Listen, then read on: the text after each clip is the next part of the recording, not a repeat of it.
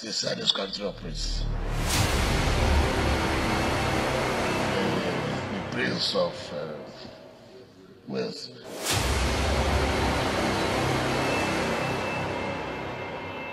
Prince Charles, representing the British government, have come to take appraisal, that's the right word, of the performance of their stooges in Nigeria. They took him to Lagos and Abuja. Why? The Nigerian country, as we have it today, is still, and very much still, a British colonial territory. They don't want them to come here to see those who produce the wealth of the nation and see how they are suffering. They kept them in Abuja and Lagos.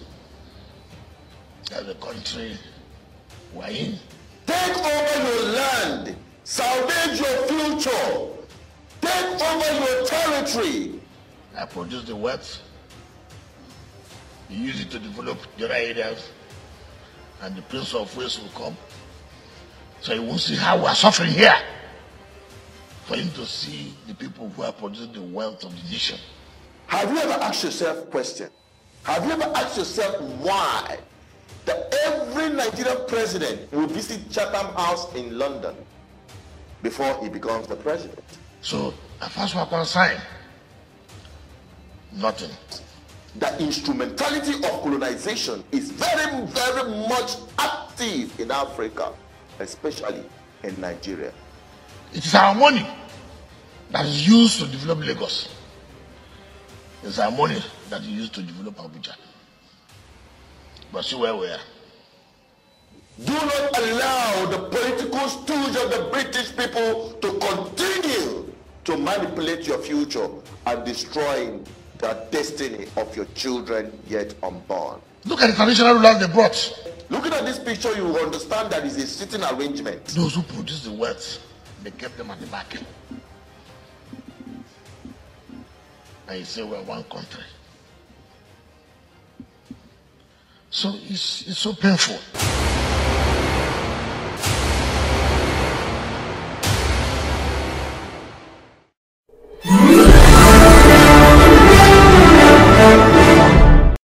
My esteemed viewers, you will agree with me that a picture speaks much more than a million words. Yes, with the picture you are looking at, it speaks volume about what Nigeria truly is and what it represents. Some people get angry with me whenever I say that Nigeria is a British colonial contraption. But this picture has said much more than that. Since the picture emerged, there have been so many interpretations to this picture. I want you to critically look at this picture and tell me what you feel about this picture in the column where you can drop your comments. Today on Matters Horizon, I want to bring a clear and in-depth analysis about this picture and the message it carries. Yes, some people say that Nigeria was granted her independence in 1960. But with this picture, it says very clear, in a clear terms, that the Nigerian country as we have it today is still, and very much still, a British colonial territory. Now, some people also tell us that Nigeria got a political independence and not an economic independence. That is what you hear from the academic world. But I can tell you categorically that Nigeria never had even the political independence. What they had is another form of indirect rule, where you now allow Nigerians to carry the affairs of Nigeria on behalf of their colonial masters. Yes. Have you ever asked yourself a question? Have you ever asked yourself why that every Nigerian president will visit Chatham House in London before he becomes the president, to present his speech, to present their manifesto, to get screened, to get approval and support of British government. Let me assure you that if I am elected president, the world will have no cause to worry about Nigeria as it has so recently. The same is applicable to all other political leaders in Nigeria. Have you ever asked yourself why Nigeria and the rest of African nations since after colonization have refused to grow? Because the instrumentality of colonization is very, very much active in Africa, especially in Nigeria. And this picture speaks volume of that. Now, the picture you are looking at is a picture of Prince Charles. You know, he visited Nigeria just recently. He sat with the monarchs. They call them the respected and highly influential monarchs in Nigeria. And when I'm looking at this picture, it only reminds me of the indirect rule during the colonization, where they use the MS to administer the people. And that is exactly what it is. Now, they have come, the Prince Charles, representing the British government, have come to take, will I call it an inspection or an area, what do I call, what do people normally call this? Appraisal, that's the right word, of the performance of their stooges in Nigeria. Now, that is not even the bulk, that is not even the main issue here. Now, the main issue there, looking at this picture, you will understand that is a sitting arrangement. There is a sitting arrangement that really speaks so much. The Prince Charles in question is sitting right in front. And you will see other Nigerian monarchs flanking him from left to right. But there is something very unique about this, because it was made consciously to send a message, to establish a fact that Nigeria still remains the colonial contraption of the British government. Look at the sitting arrangement. Prince Charles is sitting right in front and is being flanked by the Sultan of Sokoto by the right and Oni of Ife by the left. At first, when I saw that, and so many of my people from the southeastern Nigeria, I mean the Igbos, flared up because they noticed an obvious sitting arrangement keeping the Obi of Onitsha, the highly and the number one monarch in Igbo land, right at the back. But when I took another closer look at this picture, I understand that the Prince Charles in question was actually sitting at the forefront. At the forefront. The Oni of Ife and the Sultan of Sokoto is seated about a foot behind him. They were not sitting at the same line. They were not sitting at the same position. I mean, horizontally. No, that was not the sitting arrangement. These guys were sitting right up behind him, flanking him left and right, but about a foot backward. Then the Obi of Onitsha, the same sitting arrangement was arranged. And I see it as the level of recognition and importance with respect to British relationship with their colonial enclave called Nigeria. It is very simple that the person that made this sitting arrangement did it consciously, like I said earlier, to send a very important message. Because I don't see the reason why Prince Charles will not sit in a what I call it, in a straightforward line with these monarchs. in this 21st century? Does it mean that he has two heads much more than the monarchs? Is it more important than the monarchs?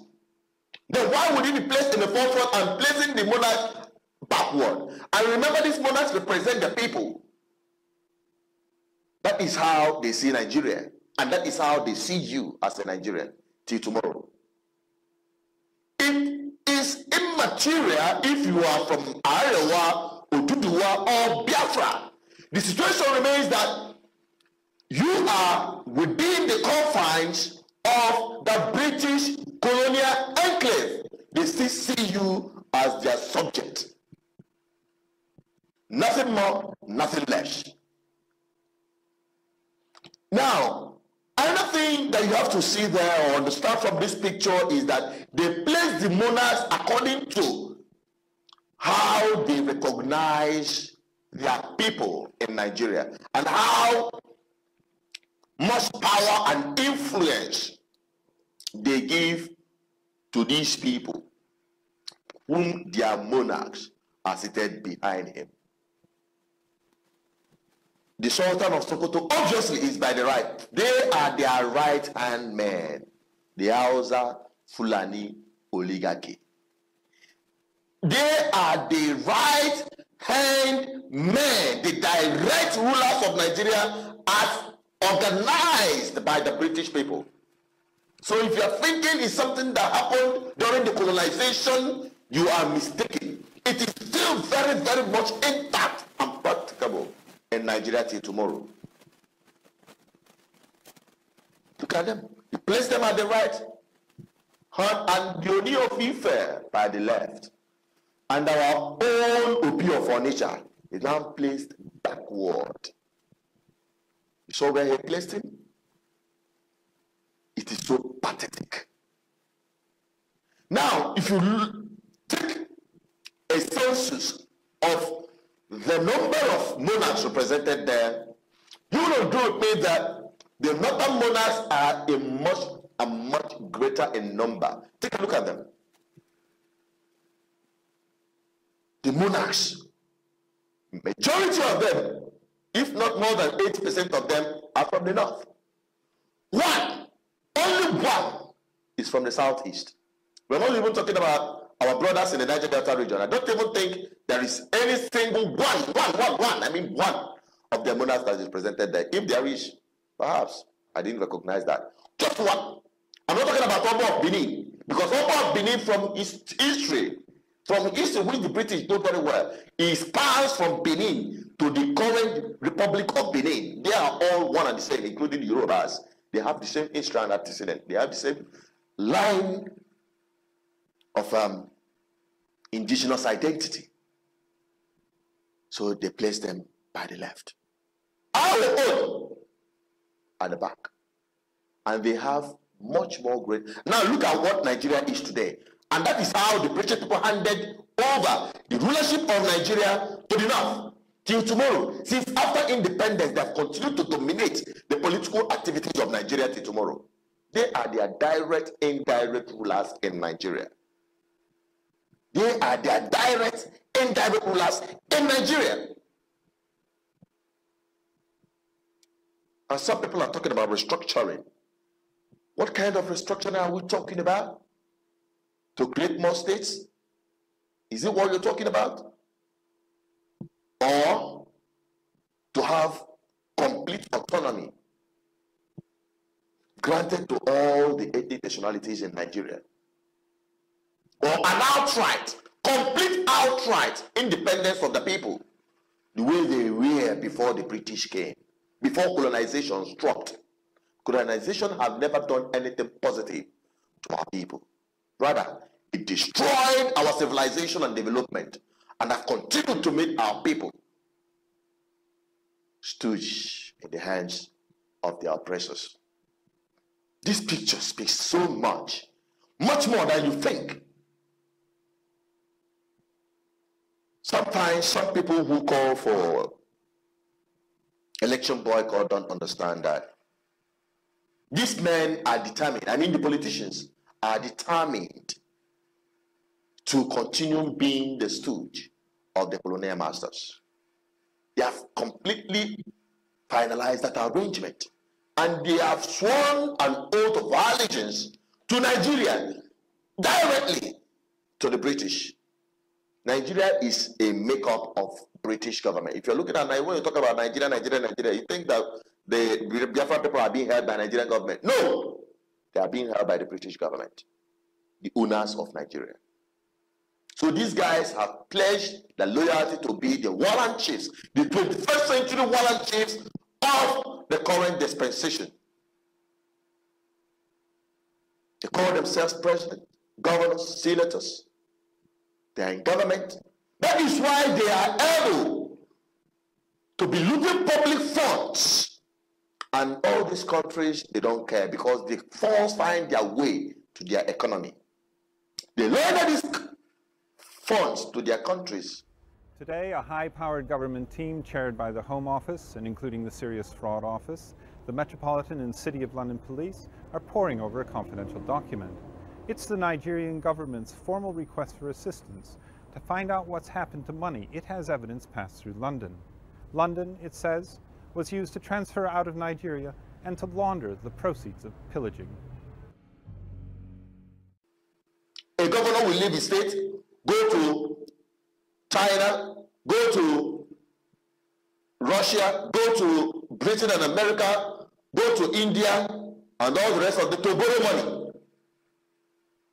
They don't care because those money will finally find their way back into the economy through the back door while they continue to have control over your resources. It's undisputable fact that the Nigerian economic independence is far-fetched. It is completely out of question because it never happened. Even the colonial political independence which they granted Nigeria, so say in 1960, never happened because, like I said earlier, that every politician or every president of Nigeria used to go to Chatham House. Why are you going to Chatham House? What are you trying to convince and who are you trying to convince? You are simply going there to get approval by your colonial masters before you now become president here. Are you the president of Britain? Are you going to be the president of British people? You see, that is why I tell some people that some people who talk about being free, it's not just about territorial control or resource control. It's about identity of our people. We're trying to free ourselves from the colonial masters. We are still fighting against colonization. This time I always say that the new colonial masters we have in Nigeria today are the politicians. Challenge me anywhere. They are the politicians. They are the Governor General of the colonial masters in Nigeria. They are the President General of the colonial masters in Nigeria. And they kept recycling themselves from one position to the other. Look at the Senate. That is where they retire themselves from governor to Senate, from Senate to minister, from minister to governor, from governor to president. That is just it. That is just it. And the worst part of it all is that the Nigerian people, those who have found themselves in this enclave, have given up. They've thrown in the towel, and it is impossible to free them. That is why it is very, very impossible to free our people. If you say, they say, leave it, you can't change it. You can't change it. The powers that be, you can't change it. What nonsense. What nonsense. People are dying. Things are becoming more difficult. These men are busy accumulating wealth primitively, the wealth they don't need. Siphoning money in billions of dollars and other hard currencies, while the people are dying in penury. Look at what is happening in Imo State. I'd like you to repeat what I'm saying. Ana Yorota Sokorota. You are the best in the whole world. You are the best in the whole world. Ana Yorota Sokorota, the governor. You are our mentor. You are our mentor. You are our champion. You are our champion. You are our father. You are our father. You are great. You are great. You are great. You are great. You are a man of wisdom. You are a man of wisdom. You are a leader. You are a leader. You are a leader. You are a leader. You are our mentor. You are our mentor. You are our king. You are our king. The governor of Imo State. The governor of Imo State. You are the best governor. You are the best governor. In this life. In this life. You are better than Obama. You are better than Obama. You are better than people in the world. You are better than people in the world. Governor of Imo State. Governor of Imo State. You are a prophet. You are a prophet. When you say something. When you say something. It comes to pass. It comes to pass. I love you, my governor. I love you, my governor. I say, I love you, my governor. It's a shame. It's a shame. All of them are the same. Whether they are from PDP, APC, whatsoever they are still the same people. Recycling themselves. Jumping around. And the people are clapping for them. What a pity. What a hopeless situation. Let me tell you, without any apology, to be honest with you, the only thing that can salvage the people of Nigeria is to go down to the foundation of this British colonial construction and dismantle it completely with no apology. Dismantle it, honestly. Then the people should now go back and organize themselves. Organize yourself and know how you're going to start another orientation. I call it political revolution. When we continue to say all this, it now boils down to how will you do that? How will you achieve it? How will you? Because it is almost on a near impossible situation. How will you do that? That is the question. And I'm asking you the same question. Because some people, if I say now my own perspective, you see people jumping out to say, you have taken money, you are saboteur, you are not for Biafra, and the rest of them. All that nonsense. Now, tell me how you're going to do that. If you say you are going to boycott the election, you are giving this man what I call open check. Match walkover, you call it walkover in the football match. If you don't contend, the others will take the entire score and the glory. And that is what you're giving to them. Honestly speaking, it had not worked and it will never work. It will never work because the reality on ground, it is idealistic, but it is not realistic. I have to be very frank with you because here on this platform, we say it the way it is. We are not here to meet, we are not here to paint words. We are not here to do some media acrobatic propaganda so that your ears will be dancing because they are hearing what they want to hear. Not on this platform. We are here to tell you the truth the way it is. Honestly speaking, if you say you are going to shut down Nigeria, because I've heard people say shut down Nigeria, I am yet to understand how the shutdown is going to happen because I am honestly looking forward to that. But my own question is, how will it work? How will it happen? How will it happen? Honestly speaking, I'm completely, totally political naive. Will I call it naive? I don't have any feelings about politics, joining politics or doing anything with politics. I've never voted in my life. That is the truth.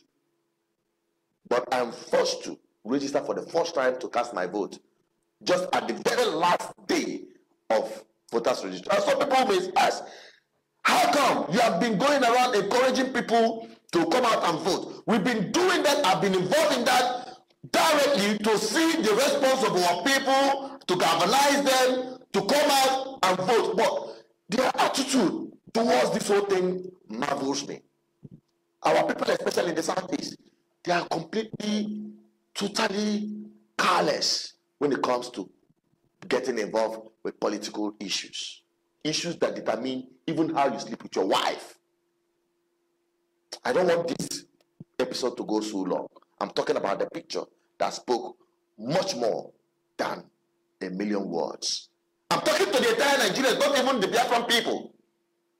Every one of you, we are all in this mess together. And until each and every one of us stands up to tell ourselves the truth, I'm telling you, your leaders, as you call them, but I choose to call them your misleaders, are in this together to continue to validate the colonial contraption called Nigeria to their own benefit and their benefit alone, while you, the people, will continue to suffer. Rise up. Take your destiny in your hands. Determine.